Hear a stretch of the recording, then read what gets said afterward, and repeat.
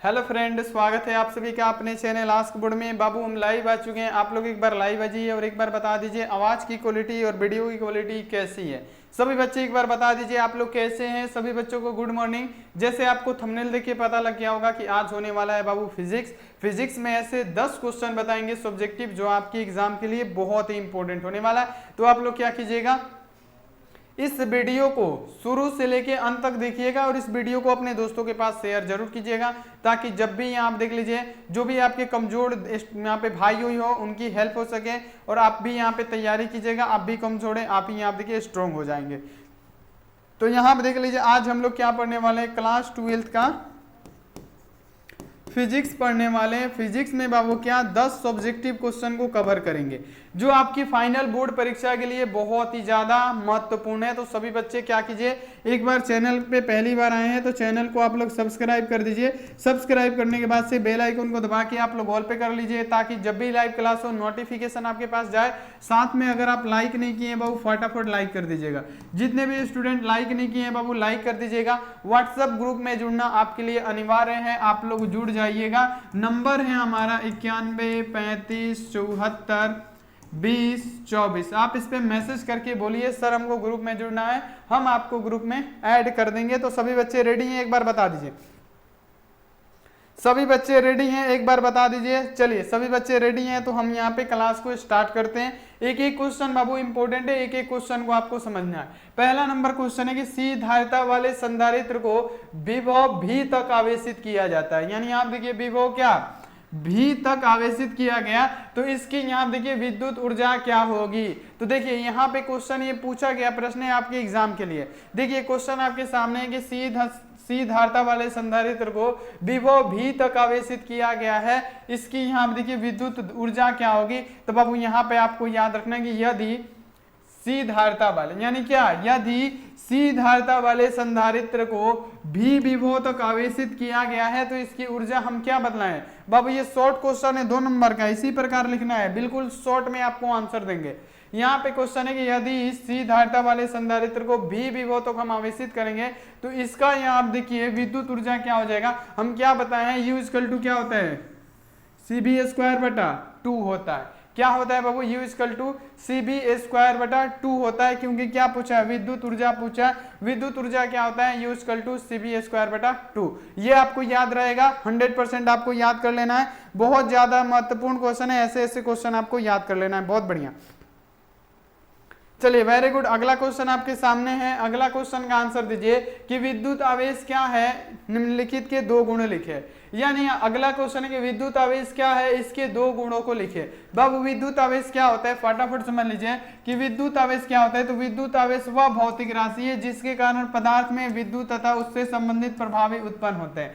यानी कहने का मतलब कि विद्युत धारा, विद्युत आवेश यानी क्या, इलेक्ट्रिकल चार्ज पूछा है। इलेक्ट्रिकल चार्ज वह भौतिक राशि होती है जिसके कारण पदार्थ में विद्युत तथा उससे संभावित प्रभावें उत्पन्न होती है, उसे हम लोग विद्युत धारा कहते हैं। अब यहाँ देखिए इसके 2 गुण पूछा है, इसके 2 गुण लिखना है। आवेश योगात्मक होते हैं और यहाँ देखिए आवेश संरक्षित होते हैं। यहाँ पे क्या लिखना है, आवेश योगात्मक होते हैं, आवेश संरक्षित होते हैं, ये आपको लिख देना है। तो यहाँ पे क्या हो जाएगा, विद्युत आवेश वह भौतिक राशि है जिसके कारण पदार्थ विद्युत तथा उसमें संबंधित प्रभाव उत्पन्न होता है। यदि 2 गुण निम्नलिखित है तो कौन से है, तो इसके 2 गुण लिख दीजिएगा, आवेश योगात्मक और आवेश संरक्षित होता है। ये आप लोग लिख दीजिएगा, इंपॉर्टेंट क्वेश्चन है, बहुत ही बेहतरीन क्वेश्चन है। अगला यहाँ आप देखिए, संधारित्र के किन्हीं 2 उपयोग लिखे, बताइए फटाफट।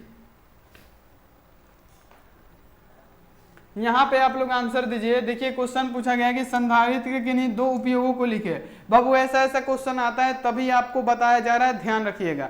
देखिए क्वेश्चन है कि संधारित्र के किन्हीं 2 उपयोग लिखे। संधारित्र के 2 उपयोग कौन कौन से हैं, तो संधारित्र के 2 उपयोग आपको ऐसे लिख देना है। पहला, ऊर्जा संचयक के रूप में, इलेक्ट्रॉनिक पथ के रूप में। यहाँ पे आपको कैसे लिखना है, आप लोग ध्यान रखिएगा। यहाँ पे आपको कैसे लिखना है, ध्यान रखना है आपको कि संधारित्र के किन्हीं दो उपयोग, संधारित्र के दो उपयोग कौन कौन से हैं, तो ऊर्जा के संचय के रूप में हम लोग संधारित्र का उपयोग कर सकते हैं, और इलेक्ट्रॉनिक, यहाँ देखिए जो इलेक्ट्रॉनिक डिवाइसें होती हैं उसके रूप में इसका हम प्रयोग कर सकते हैं। तो यहाँ पे क्या हो जाएगा, इलेक्ट्रॉनिक जो परिपथ है इसके रूप में हम लोग कर सकते हैं। तो हमारा तीसरा नंबर भी क्वेश्चन समाप्त होता है। ये आपको पूरा 100% समझ में आ गया होगा। चलिए अगला क्वेश्चन आपके सामने है, आप लोग इसका जवाब दीजिए। अगला क्वेश्चन है कि आवेश के क्वांटमीकरण से क्या समझते हैं। यहाँ आप देखिए आवेश के क्वांटीकरण से आप क्या समझते हैं, बहुत ही जबरदस्त क्वेश्चन है बाबू।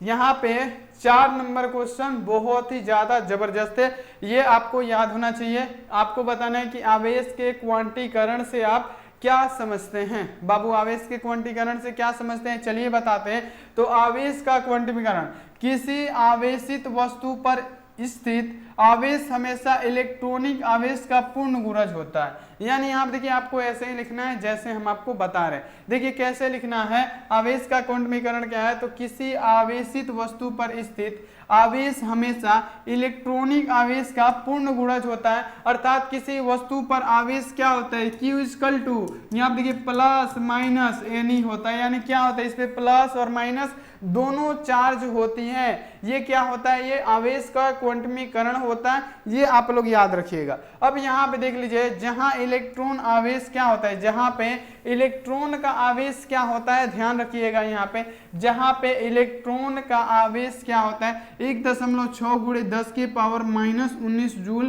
कूलम्ब होता है। ये आपको याद रखना है। और यहाँ पे इसे ही हम लोग आवेश का क्वांटीकरण कहते हैं। ये आप लोग ऐसे ही लिखिएगा बाबू, ये क्वेश्चन आया हुआ है 100%।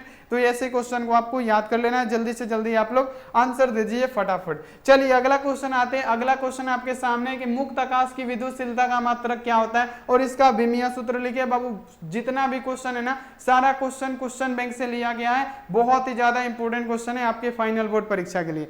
जल्दी से जल्दी आप लोग इसका आंसर दे दीजिए। क्वेश्चन है कि मुक्त आकाश की विद्युतशीलता का मात्रक एवं इसका विमीय सूत्र लिखिए। बाबू मुक्त आकाश की विद्युतशीलता का मात्रक क्या होता है, फैराडे प्रति मीटर। ये हम आपको याद कराए थे 100% आपको याद करवा दिए थे। देखिए क्वेश्चन है कि मुक्त आकाश की विद्युतशीलता का मात्रक क्या होता है। बाबू मुक्त आकाश की विद्युतशीलता का मात्रक लिख दीजिएगा। मुक्त आकाश की विद्युतशीलता का मात्रक फैराडे प्रति मीटर होता है। यानी देखिए यहाँ पे FM होता है, F बटा यहाँ पे क्या होता है, M होता है। अब ये ऊपर जाएगा तो क्या हो जाएगा, FM इनवर्स हो जाएगा। यानी यहाँ पे क्या होगा, फैराडे प्रति मीटर होता है। इसका विमीय सूत्र आप लोग याद कर लीजिएगा, बहुत आसान है। आप लोग इसको ऐसे लिख दीजिएगा। 100% आपको एग्जामिनर नंबर जरूर देगा दो। तो यहाँ तक आपको क्लियर हो गया। चलिए अगला यहाँ आप देख लीजिए। अगला क्वेश्चन पे बढ़े, बहुत बढ़िया, जल्दी से जल्दी बताइए। चलिए अगला क्वेश्चन पे आते हैं। अगला क्वेश्चन का आंसर दीजिए। अगला क्वेश्चन है आपके लिए, वायुमंडल वैद्युत उदासीन नहीं होती है क्यों। अब देखिए ये क्वेश्चन कितना इंपॉर्टेंट है। ऐसे ऐसे क्वेश्चन ही बाबू आपके फाइनल बोर्ड परीक्षाओं में आते हैं, ये आपको ध्यान रखना है। देखिए क्वेश्चन है आपके लिए कि वायुमंडल विद्युत उदासीन नहीं होते क्यों। अब हम आपको व्याख्या करके बता रहे हैं। देखिए वायुमंडल में मुख्यतः नाइट्रोजन तथा ऑक्सीजन गैसें होती है। वायुमंडल में मुख्यतः नाइट्रोजन और मुख्यतः मतलब क्या, ज्यादा से ज्यादा वायुमंडल में नाइट्रोजन और ऑक्सीजन होती है। ये आपको याद रखना। अब यहाँ देखिए इसके अलावा कार्बन डाइऑक्साइड, जल, यहाँ देखिए वाष्प, हाइड्रोकार्बन, सल्फर की यौगिक तथा धूल कण होते। बाबू ऐसा तो नहीं है कि धूल कण नहीं होगा, कार्बन डाइऑक्साइड नहीं होगा, ओनली यही दो गैस पाया जाएगा, नाइट्रोजन ऑक्सीजन नहीं बाबू। यहाँ आप देखिए इसके अलावा हमारे कार्बन डाइऑक्साइड, जल वाष्प और यहाँ देखिए हाइड्रोकार्बन, सल्फर की यौगिक और धूल कण भी शामिल होते हैं उसी में। तो अब देखिए यहाँ पे क्या लिखा है, सूर्य की किरण में यौगिक कण तथा सूर्य के जो किरण होता है उसमें यौगिक कणों तथा धूल कण होते हैं। जो सूर्य का यौगिक होता है उसमें क्या होता है, धूल कण भी होते हैं। सूर्य की किरणें यौगिक कणों तथा यहाँ देखिए धूल कणों से टकराकर इन्हें आयनीकृत कर देती है, अतः वायुमंडलीय इससे उदासीन नहीं होता है। जिससे क्या होता है, यहाँ पे देख लीजिए जो धूल कण होता है, जो सूर्य का प्रकाश होता है उसमें धूल कण होता है और धूल कण मिलकर इसको क्या कर देता है, आयनीकृत कर देता है, जिससे यहाँ पे क्या होता है, वायुमंडल उदासीन नहीं होता है। तो आपको आप लोग इसको ऐसे लिख दीजिएगा, जरूर आपको एग्जामिनर नंबर 100% देगा।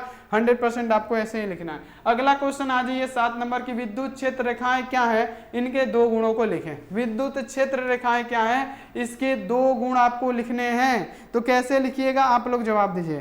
कैसे लिखिएगा आप लोग जवाब दीजिए फटाफट कि वैद्युत यहाँ आप देखिए क्षेत्र रेखाएं, तो यहाँ देखिए वैद्युत क्षेत्र रेखाएं वे वक्र हैं जिसकी यहाँ देखिए किसी भी बिंदु पर खींची गई स्पर्श रेखा उस बिंदु पर विद्युत तीव्रता की दिशा को बतलाती है। क्या कहलाती है? हमारे विद्युत क्षेत्र रेखाएं कहलाती हैं। आपको ऐसे याद रखना है। देखिए विद्युत क्षेत्र रेखाएं क्या है, तो विद्युत क्षेत्र रेखाएं वे वक्र पृष्ठ है जिससे किसी बिंदु पर खींची गई स्पर्शीय रेखा उस बिंदु पर विद्युत तीव्रता की दिशा को बतलाता है, हमारा कहलाता है विद्युत क्षेत्र रेखाएं। अब यहाँ देखिए इसके गुण लिखना है। विद्युत क्षेत्र रेखाएं धन आवेश से प्रारंभ होकर ऋण आवेश पे समाप्त होती है। विद्युत क्षेत्र रेखाएं हमेशा धन आवेश से शुरू होकर ऋण आवेश पे समाप्त हो जाती हैं। दूसरा यहाँ देखिए कोई भी दो विद्युत क्षेत्र रेखाएं एक दूसरे को नहीं काट सकती है। क्वेश्चन पढ़ा है, दो विद्युत क्षेत्र रेखाएं एक दूसरे को कभी प्रतिच्छेद नहीं करती है, कभी भी एक दूसरे के समानांतर जाती है। तो आपको ऐसे याद रखना है। यहाँ पे क्या होगा, हमारा राइट आंसर हो जाएगा।